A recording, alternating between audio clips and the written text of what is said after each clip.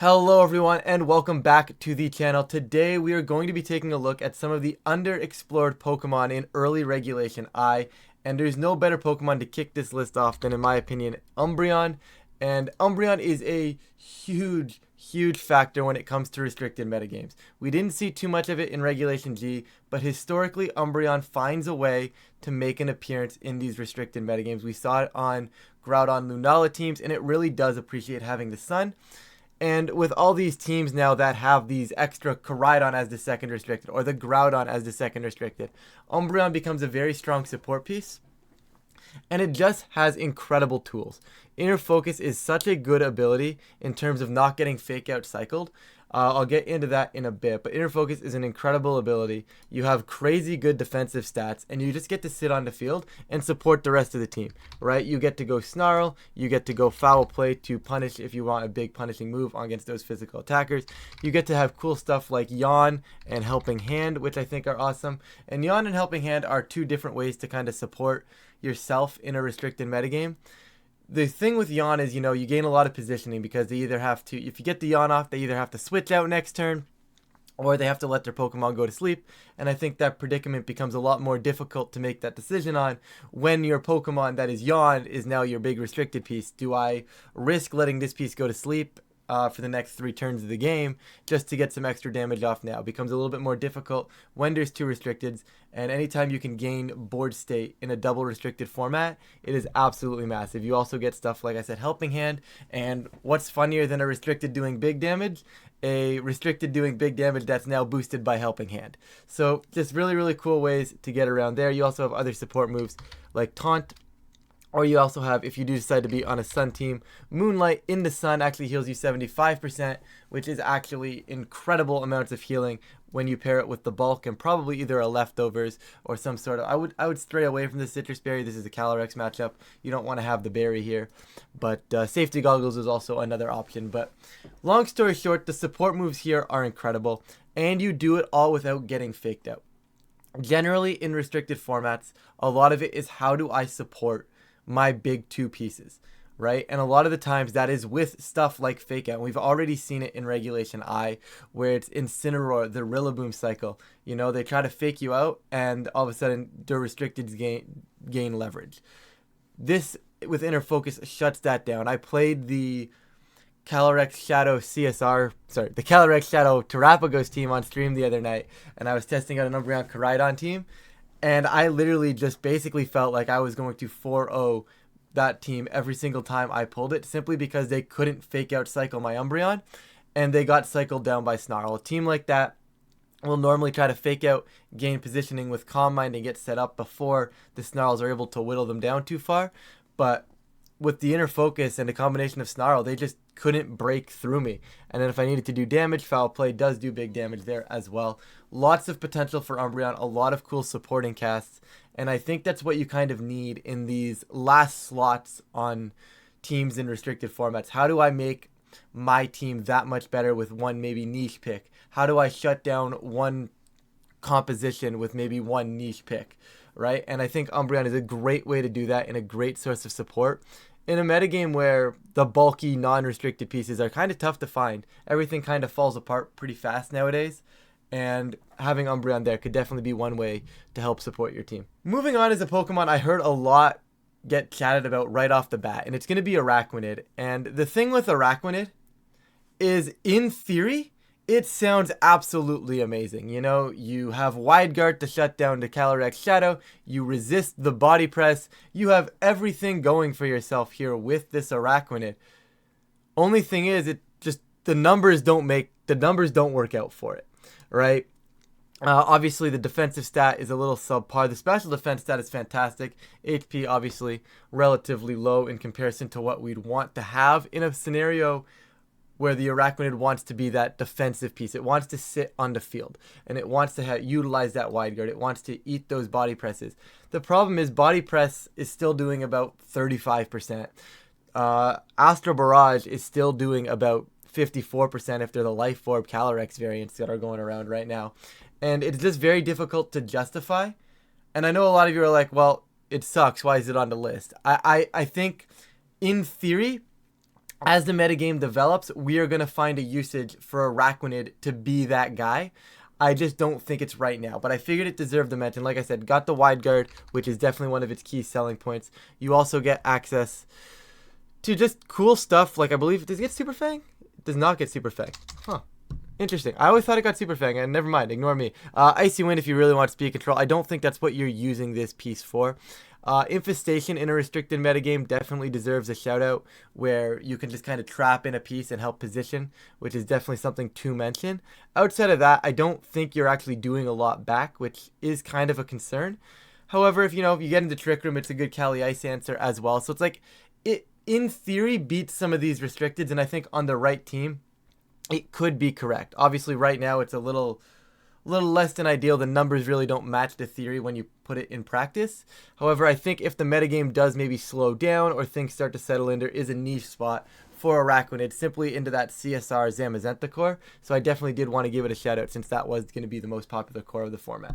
Moving on, we're going to talk about Iron Valiant. Now, here's the thing. I think every single Paradox Pokemon gets a boost.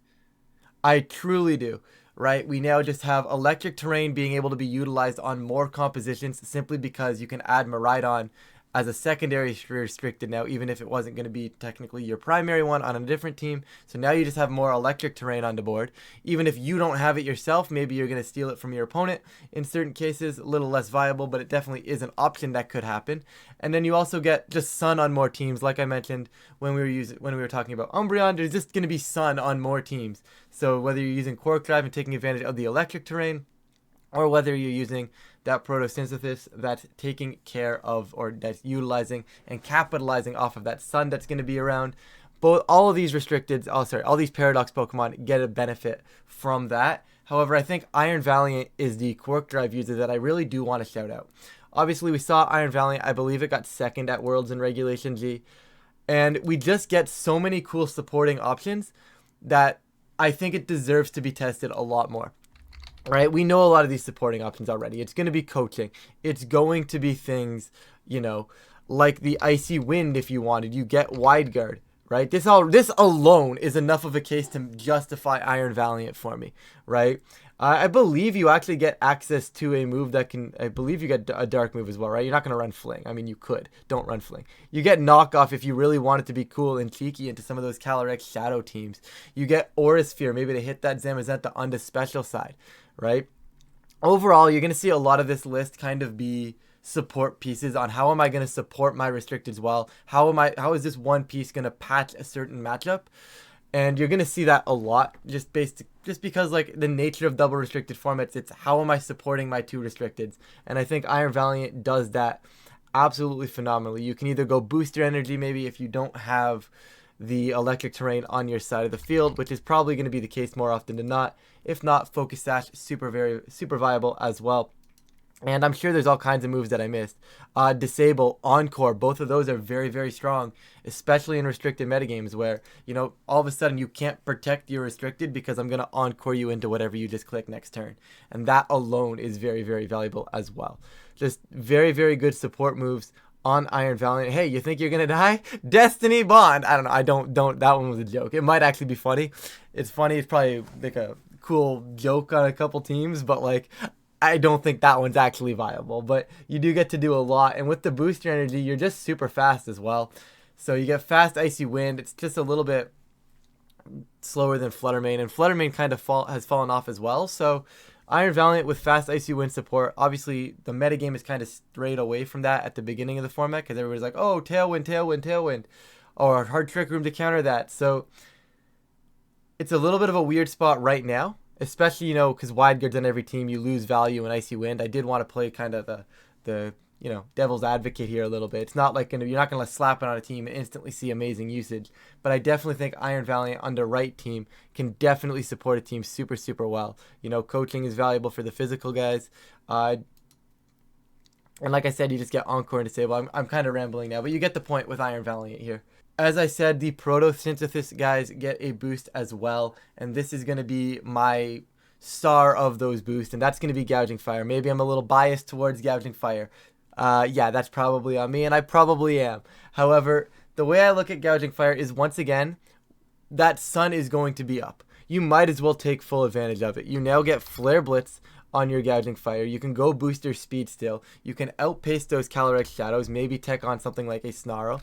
You get to go Howl as well to boost attack stat of not only yourself, but of your partner Pokemon, which in this case you'd maybe want it to be like a Koraidon, or maybe you want it to be something like a Groudon, right? You're going to get these pieces, and these pieces are going to be capable of being used. Maybe you have like some weird team where you're playing Calyrex Ice and, I don't know, Koraidon, and all of a sudden now you can Howl beside your Cali Ice. I don't think that's going to be a composition, but I think what I'm trying to get at here is just that Howl in a restricted metagame is, I'm not supporting just one restricted with this Howl now. Potentially I have 2 physical restricteds, and I'm supporting both of them with Howl.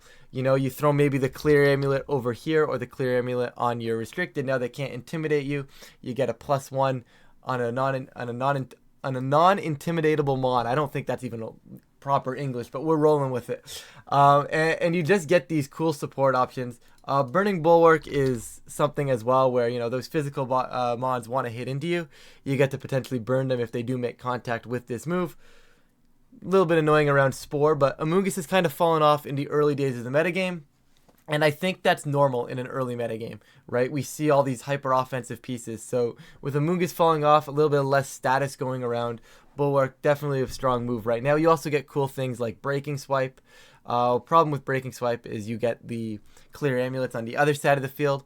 But overall, you get stuff like this, and it's just a very strong support piece that can all of a sudden go on the offense if you are trying to run that sun-based core. Like whether it's the Groudon, whether it's the Koraidon, whether you don't want it on either of your restricteds, and then you have a Torkoal as well. That one seems a little weird to add Torkoal and Gouging Fire, but you get what I'm saying. If you're running that sun-based core, I think you get a lot of options on the Gouging Fire, and if you set it up to be booster speed or to get the speed boost off the Proto Boost, right, all of a sudden you're outpacing those Cali Shadows, you're outpacing those Zamazentas, and you can do a lot of damage with them. The one thing I would have wished that this Gouging Fire got was Will-O-Wisp, because it would be so good at shutting down Zamazenta at that point. However, we unfortunately don't see that here, but I still think the supported tools that Gouging Fire gets are very, very strong. The restricted format master, Ditto. Guys, Ditto is always a strong option in a restricted format. You don't know what that last slot on your team should be. It never hurts to try out a Ditto, right? You think you have a lot of the metagame covered in 5 slots, add a Ditto as the last one, right? And it's very easily slappable onto teams, right? I can just say, hey, I've got Imposter. I now have Transform just in case the Imposter doesn't work. And just like that, you have a 3rd restricted on your team because you're going to plan to steal one of theirs. However, Ditto goes so much farther than that. The complexity of Ditto and using this at a super high level of play is actually insane. I don't even fully comprehend it, but I've obviously talked to top players that have used Ditto, and there's so much that goes into thinking it. Some people have it down to a science where it's like, okay, well, game 1, I'll lead Ditto on the left, and then game 2, I know they're going to, like, you know, maybe they'll switch it up, you know, so maybe this time I'll bring Ditto because instead of going Ogerpon, Koraidon on their lead, they'll go Koraidon, Ogerpon on their lead, and I'll catch the Pokemon that I want. I don't know the complexity of that. I know there's all kinds of different tricks and tips that Ditto players will use to go for that, but you also just get to play around with effectively your 5 pieces plus all 6 of theirs if, you know, the game allows you to do that, right? So effectively it's like having an 11 Pokemon team if you can utilize Ditto correctly, right? That's obviously a vast overstatement, but you kind of get what I'm saying at, right? So you have to be able to find the scenarios where maybe, you know, it's simple, right? Oh, you know, play the game, this slot goes down, I get Ditto in, Ditto copies you restricted, I win. Simple. But there's so much more than that where, you know, you can get Ditto to come in on the other side, maybe you trace and intimidate, you know, you get Incineroar and all of a sudden you intimidate their slide. Then not only do you intimidate them, the next turn you get to go fake it. Then maybe you can parting shot your Ditto out, come back in with Ditto later, copy something else. Long story short, Ditto is always going to see usage in a double restricted format. And it saw a little bit of usage in Regulation G when you could only really trace one restricted. But now you've got the opportunity to trace both of your opponent's restricteds, or at least the one of your choosing, and if you do maybe miss out on that one, you at least get the second one. So a lot of upside for Ditto here. Nothing necessarily new on Ditto, as we did see it perform very well in Regulation G.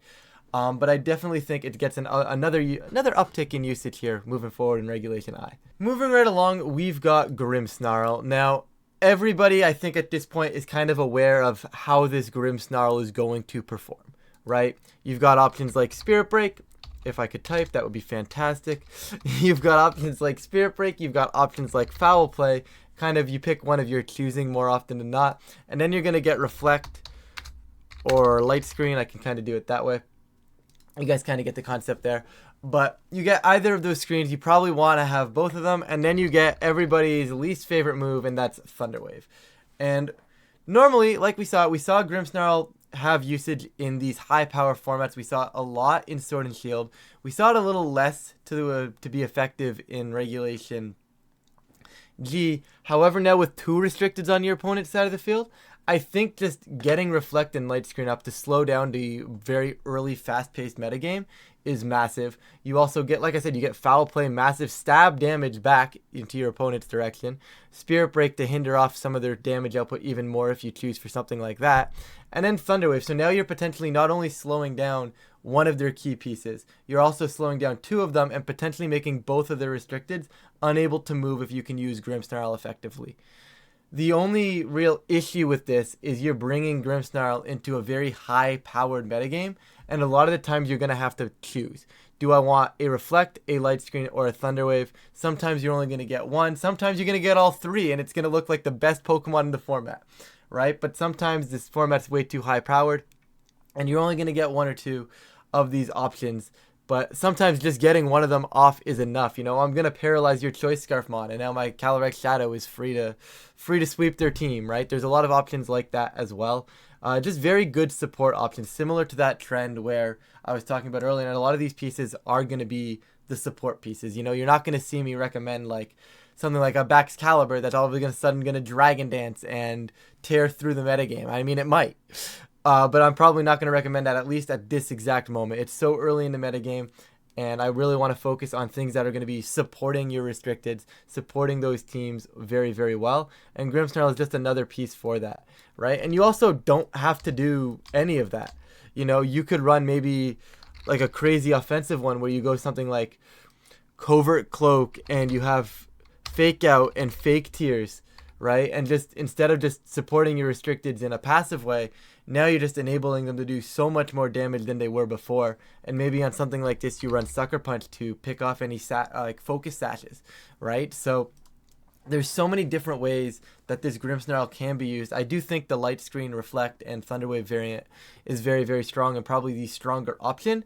But a niche scenario where something like this could work out is definitely something I didn't want to not mention, as I do think there's an opening here, definitely. Closing off today's list is going to be Weezing Galar, and you can probably put the other Weezing on here as well, but 2 restricteds per format, per team, really just means that there's a whole extra restricted now that I want to turn off the ability for. Obviously, I can't do that with the Calyrexes. However, I think overall, Weezing is a very strong option. I believe we saw it do well in the VR tour with the Koraidon Calyrex Shadow, and the Koraidon had the ability shield. So there's you have 2 restricteds. Neither of your abilities are turned off, and your opponent has no abilities, effectively, right? There's no Intimidate from the other side of the field. There's no grassy terrain to start healing them. There's no Unaware to get out of your Calyrex when it's at +2, right? Just the possibilities with shutting off abilities are pretty much endless, and there's always scenarios where I think you're gonna be able to capitalize on that. Obviously, you're turning off rain, you're turning off sun, right? Turning off weather like that is absolutely massive. Turning off Miraidon's electric terrain, right? Another thing, like I said, I could keep listing things, and I'm gonna stop now. But you also get a vast majority of supporting moves. Will-O-Wisp is very, very strong as always. Taunt is always fun. I don't think we're gonna see too much of the whole poison gas, toxic spikes like we saw back in Regulation G to an extent. Why can't I type? Right? We saw this back in Regulation G on those Dondozo teams, like the CSR Weezing Dondozo stuff. But I don't think we're going to see that too much, as the metagame is a little bit faster. So I don't think Dondozo is going to stick around. It did get second in that last Victory Road tournament. The Dondozo did, that is. But I just can't see it sticking around in the metagame. I don't know. Maybe everybody says this, and I said this in my other video, but we always seem to say, oh, the format's too powerful. The format's too powerful. Dondozo won't stick around, and yet Dondozo always finds a way to stick around. Regardless, though, until that becomes the case, I don't think something like this is really going to stick around too much. You're probably going to just see some other options, right? Taunt, Will-O-Wisp. You're probably going to like Sludge Bomb. I don't hate Sludge Bomb. I also don't hate the Fairy move either. Both of those are very good options. And the key here is, I think, Will-O-Wisp and Taunt just hinder off what your opponent wants to do even more than just turning off their abilities. Right now they don't have abilities and they're burned and doing no damage. You know, now they don't have abilities and they can't even get into Trick Room. Right? Just a lot of concepts here that Weezing is really going to be annoying. And I think there's a very good chunk of teams that could just see Weezing slot in as that kind of sixth slot and really be that support piece that the team needs. That is pretty much going to do it for the video, guys. I do want to give a quick shout out to Gastron. It does kind of take good hits from Miraidon. It does want to, you know, if Kyogre picks up and uses it, wants to sit in front of that composition as well. Gastron is one of those sneaky Pokemon. I personally am not seeing a spot in the metagame for it right now, but I did want to give it one final shout out kind of as the honorable mention, because for time and time again, once again, Gastron finds its way into these restricted formats. So I did just want to put it out into the metagame, into the field of play, that I do think Gastron may have potential as the format kind of settles down. You also get Earth Power into the Zamazenta stuff. I just don't know if it keeps up with, you know, a body press into an Astral Barrage, similar to the Araquanid. It wants to be there, but I don't know if it actually keeps up in practice. But with that, guys, that is pretty much going to wrap it up for the video. I do plan on doing another one of these lists, maybe keeping kind of a trend, maybe getting one of these lists kind of every week, just to see what's going on, some more niche Pokemon as they pop up, maybe more specific to some of the teams that are really popular at the time, trying to counter off that.